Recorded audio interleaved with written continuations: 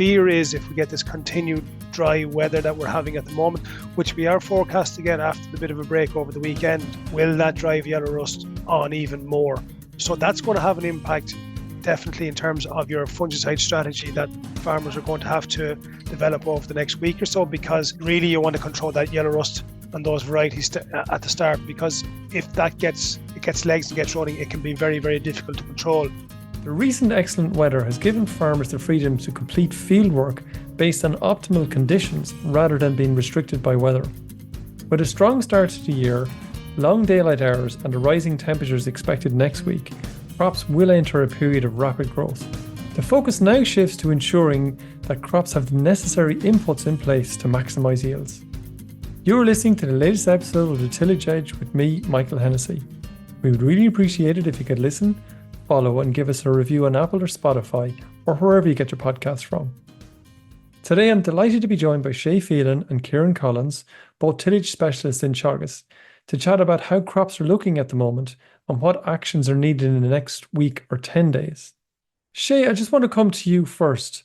The weather over the last little while has been, it's been very agreeable. It's dry, but it has been kind of cold. What has that meant for crop growth out there? It's a point that has come up across all the different workshops that the crops seem to have slowed down in growth over the last month or so. But I suppose when you look at the Met Éireann data, just looking at it this morning before we went on the workshop this morning, temperatures are actually across the board up about somewhere between a half a degree and a degree in normal, albeit we've had some cold nights. But I think a factor of the month so far in March has been how dry and how some of those days were so cold from the point of view of a north wind. So that's kind of dried out the crops quite a lot. So you can see that actually in crops. In some cases, they look quite dry and soils look quite dry. So that's definitely had an impact not only on the growth, but as we were discussing this morning, quite a bit of an impact on disease levels as well. So while the dry weather has been of significant benefit, it also has its drawbacks as well.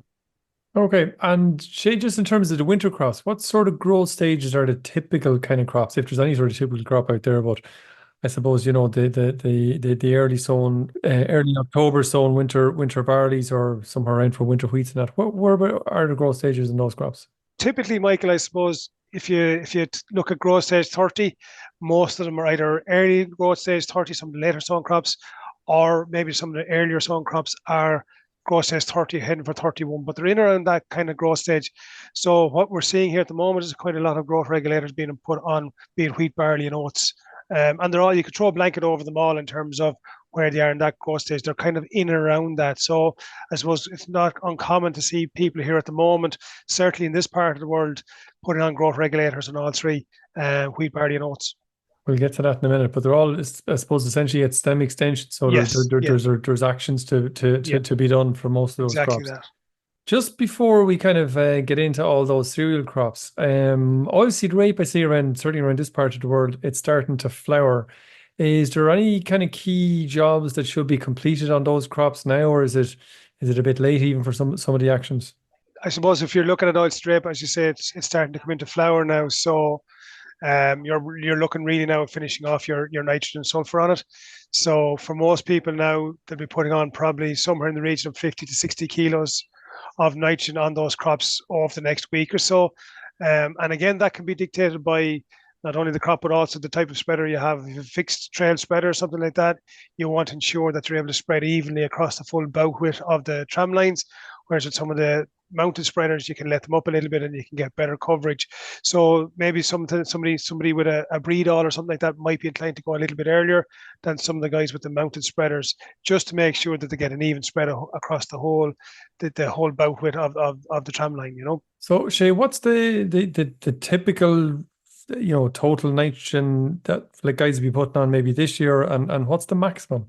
Yeah, it's a good question, Michael. What's typical this year is very difficult to say, because as we know and we would have seen earlier on, there's been quite a bit of pigeon grazing in crops into mid to late February.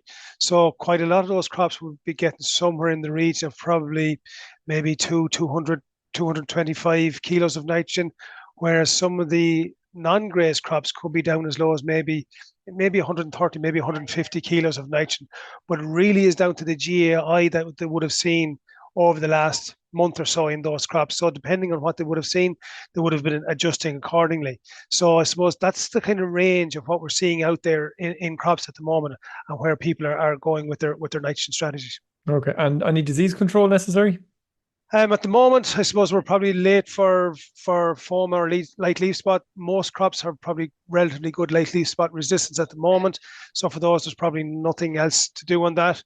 But I suppose what people will be keeping an eye on yet, but it's a bit early for Sclerotinia, which is probably about 3 weeks away yet. So that Sclerotinia spray has the petals start to fall. That's probably a good 3 weeks away for most of those crops yet.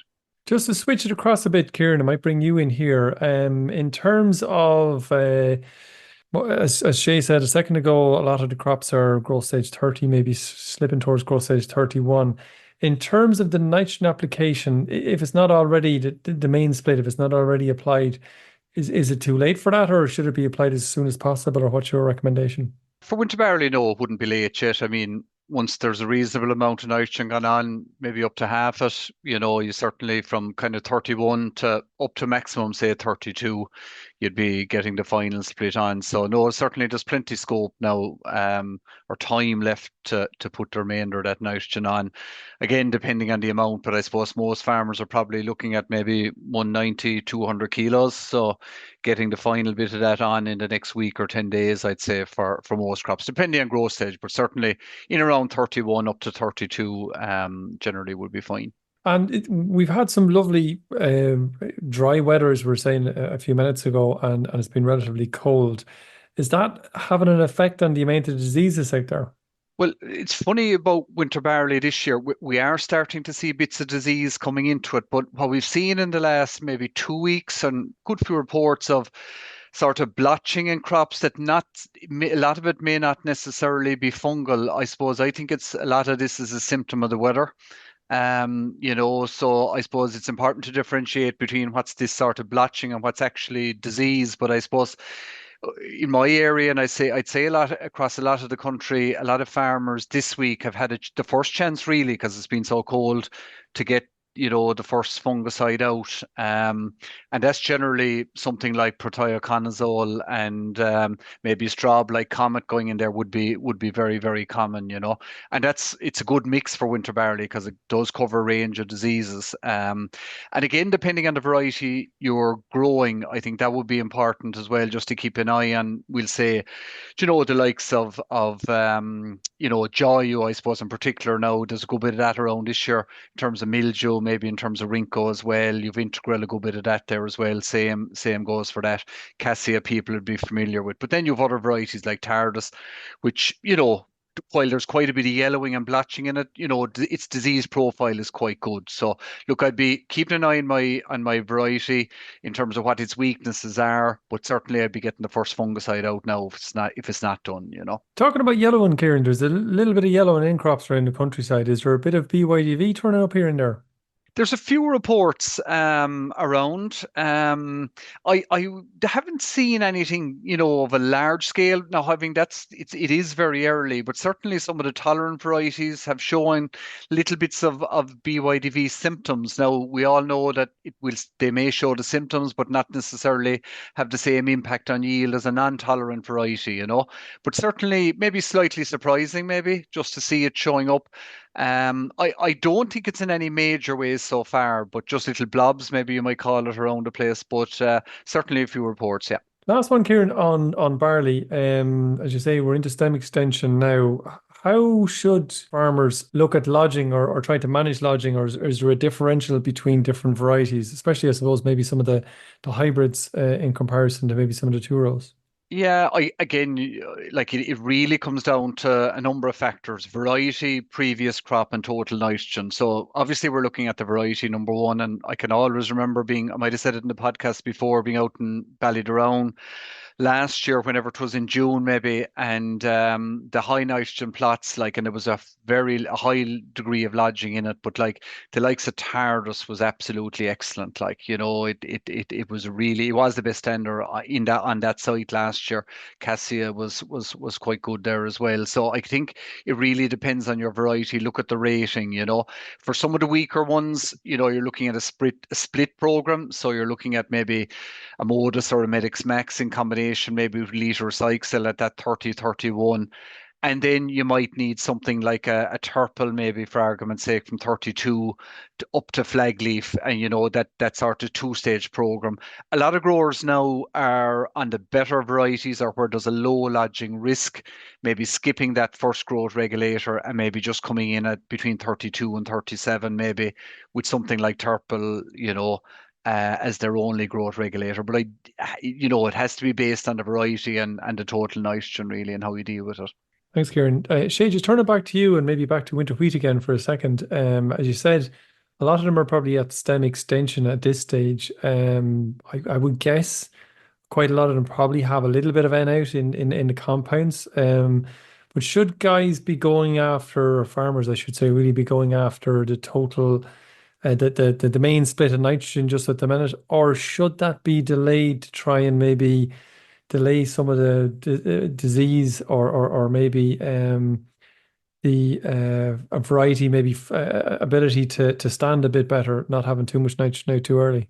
It's a very interesting point, Michael, because you're right. As you say, most crops, all crops at this stage, have probably got their compound application. That's generally, depending on how much you're going to put on, generally about a quarter of what you're going to put on in terms of total nitrogen.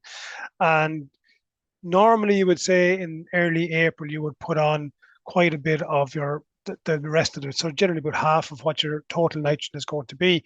And again, if you're looking at just your disease control hat on it, you'd be asking, should you put out all that, or that half of your total nitrogen now? Generally speaking, you would put it out in early April.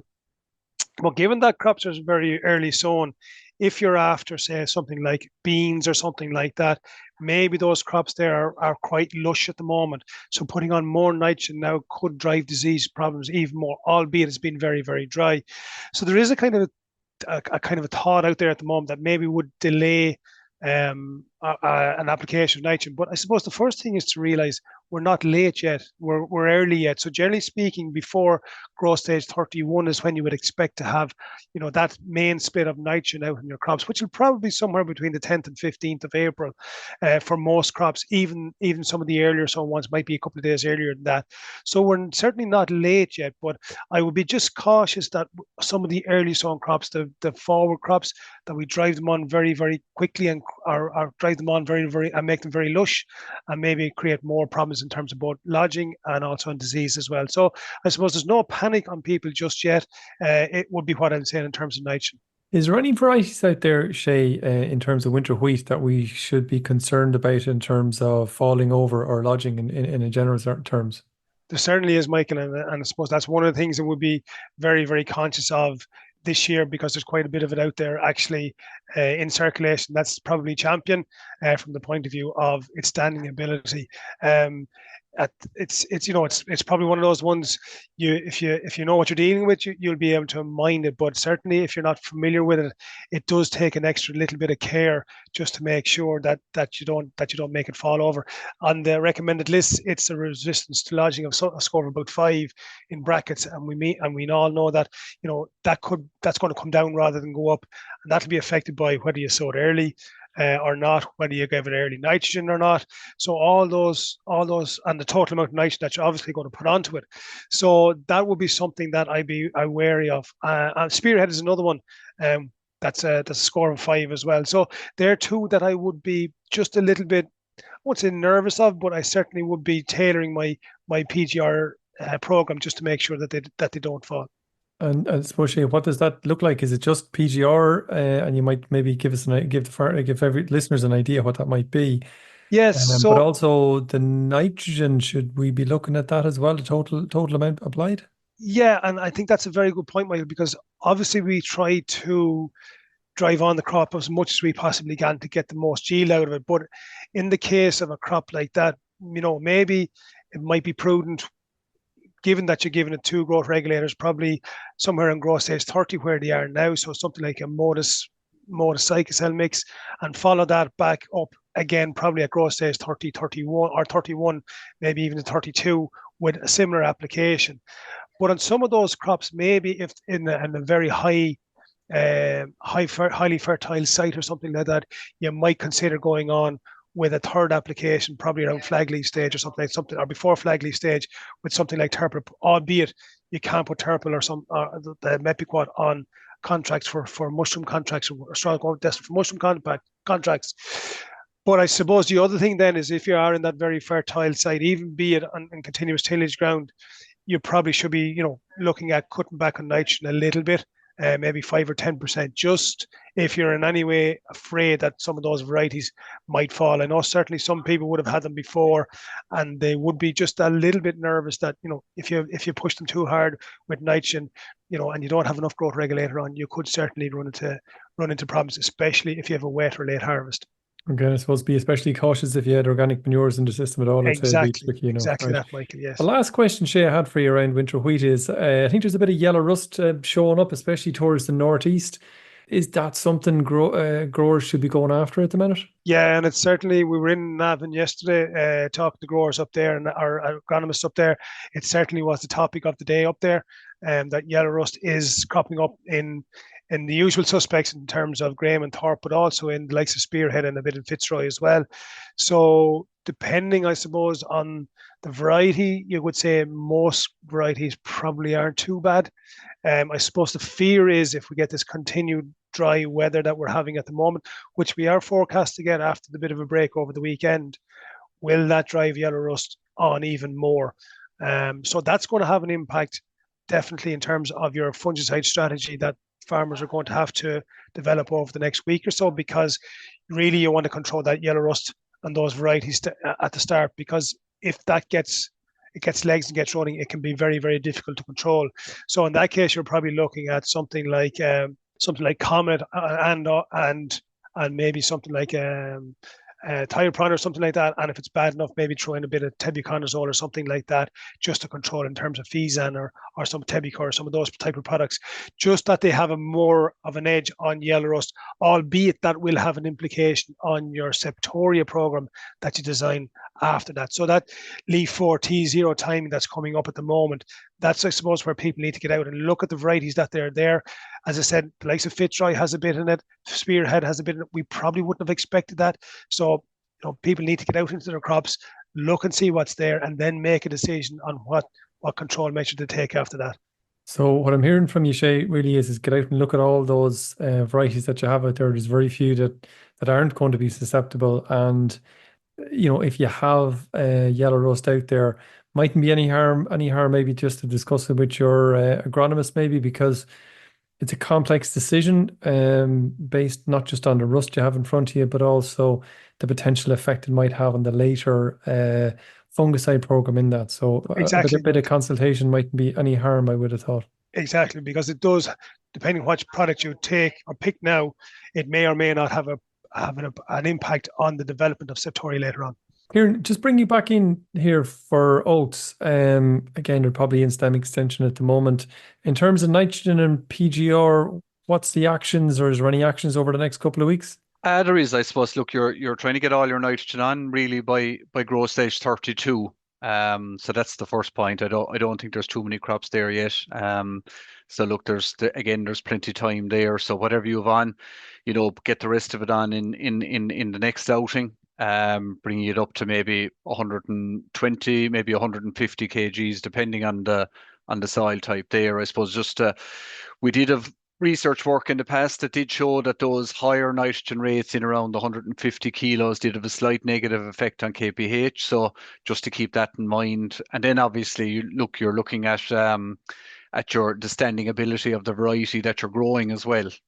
So certainly if you're doing something like Enya, which would be a 5, or probably the majority of winter oats this year's Husky would be a 6, so they would be slightly weaker than something like Isabel, which would have a 7 in terms of resistance to lodging. So again, that's a factor there.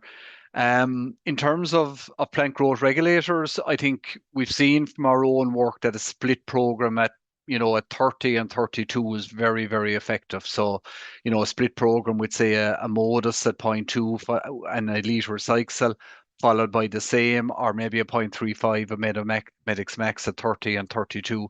Those type of programs work really, really well. So some people will have that first one out already, I think, or maybe thinking about it, and then obviously following up at 32 with the second one. But especially for like Savannah and Husky, which I'd say probably is the majority of the winter rota area, I think a split growth regulator program would be advised in that scenario. Oh, and oats, Ciaran, at this time of the year, it's often a tricky enough kind of one. There's all sorts of blotches and spots and black things and all sorts of things in it. It's often very hard to figure out what exactly they are. As the most growers are probably going to be going through those crops, should they be thinking about disease control at this stage as well? Yeah, certainly, and a little bit like your story there and Shay with the yellow rust. I think you just really have to get through crops, and just see, like all our varieties are susceptible to crown rust and mildew. A little bit like we said in the winter barley, we do tend to see little bits of blotching. People be familiar with sort of that black blotching that you see can often be non-fungal in winter oats. And you will see that, but I think mildew and crown rust would be the big ones you're looking out for. And actually similar to winter barley, really, like a Protaio, like that sort of proline comet combination is really useful in oats as a first spray, because you're getting that sort of mildew prevention from the Protaio, and then in fairness, comet is really, really good on crown rust. So I think it's an ideal first spray to be getting in at that 32, maybe timing. It'll fall in with one of the with probably the second growth regulator for a lot of people. But again, like the yellow rust scenario in wheat, if you're seeing mildew or crown rust before that, you have to get in and act on it, As people are listening to this, they might be thinking, Jesus, did these lads talk about nothing only spring or only winter crops? So we're going to talk a little bit about spring, and we will be coming back to spring again. Shay, just coming to you, certainly from what I'm seeing around kind of Carlow and maybe towards Wexford direction, there's a lot of fields planted, but certainly not all fields are in, and there's still a little bit to go. Where do we think the spring planting is at the moment? Yeah, you're right, Michael. Around Carlow here and down to Wexford, it's pretty much all done. But I was in Offaly on Monday or Tuesday, and they're really only getting going up there this week. So while it's probably, I'd say, more or less in this part of the world around here, probably more or less done, and maybe down the country, there are pockets, some of that heavier Midlands and into the northeast sort of land that guys are really only getting into over the last couple of days. I suppose a lot of it has been delayed by just waiting for ground to dry up. People are ploughing ground, didn't want to plough it too wet, and just waiting for ground to dry out and soak before they went in and sown it. So they're probably only really getting going over the last couple of days, but probably will finish up, I'd say, probably early next week. And I'd say by the end of next week, there'll be little or nothing left to be done. Okay, great. Ciaran, very last question to you then. Some of the spring crops are actually up over the ground. You can actually see the leaf one there. You can see the tram lines. Is there any panic on people getting out there putting on compounds or nitrogen if they haven't got anything so far? Yeah, well, certainly compound the minute you can see the tram lines, and especially if you're in low indices for P and K. Certainly, if you haven't it out, the minute you can see the tram lines, away you go. I wouldn't say with early sown crops there's any rush with nitrogen, because you've put out, most people, if you have a compound out, you obviously have enough nitrogen out to keep the crop going. For the malting people, especially those targeting lower proteins, they will be the first into action. But, given an early season, I think, it's not the same as we'll say we would have been having this conversation last year where we would be straight out. So I think for some of those early sown ones, there's plenty of time there, really. Relax for the moment. You've done all the good work so far. Listen, Ciaran and Shay, thank you very much. We'll be back to you in a few weeks' time again, just to get an update on where everything is. Thanks again, guys. Thanks, Michael. Thanks, Michael. So finally, if you enjoyed the podcast, then recommend it to a friend or colleague. And as always, rate, review and follow on Apple or Spotify so you never miss an episode. And for more information, go to teagasc.ie. I'm Michael Hennessy. Thanks for listening, and I'll be back next week with more tillage news and advice.